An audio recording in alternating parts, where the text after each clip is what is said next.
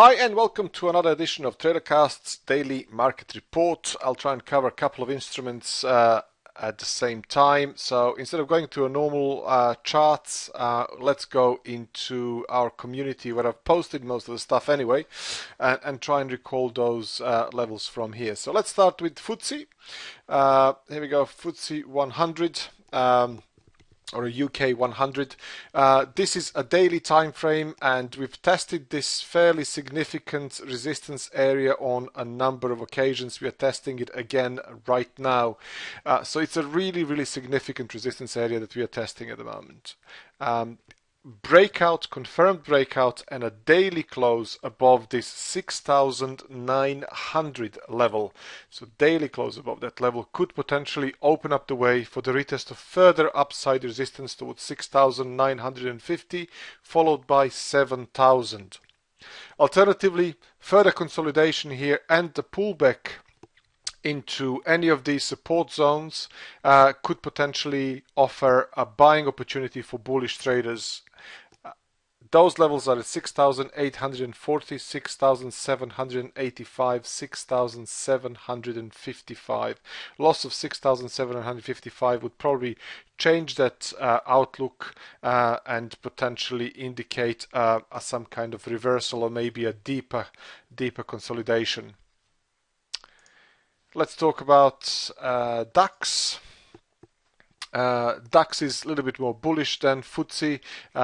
We are above this consolidation zone. We are creating all-time highs, and the levels that everybody's keeping an eye on are at 11,000. 11,000, nice round number.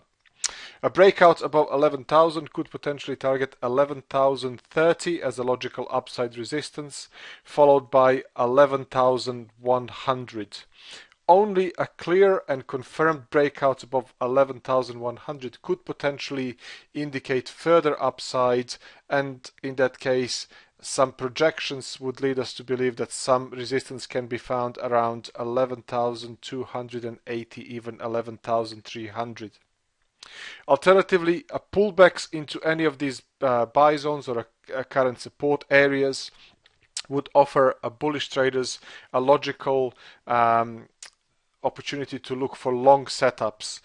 So those areas would be at 10,800, followed by 10,728, followed by 10,654.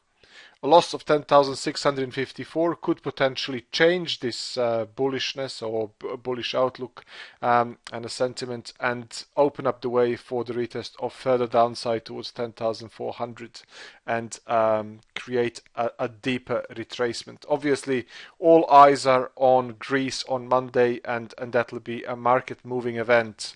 US indices are closed. Equities are closed, and some futures are trading in a limited fashion, so a lower liquidity and a lower volume in US. Let's talk about gold. Gold does appear to be creating another continuation pattern, which looks like a flag at the moment.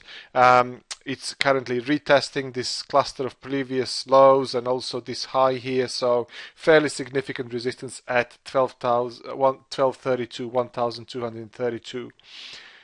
Pullbacks into 1225 could offer some support, and then below that we have 1223 followed by 1217, even 1205.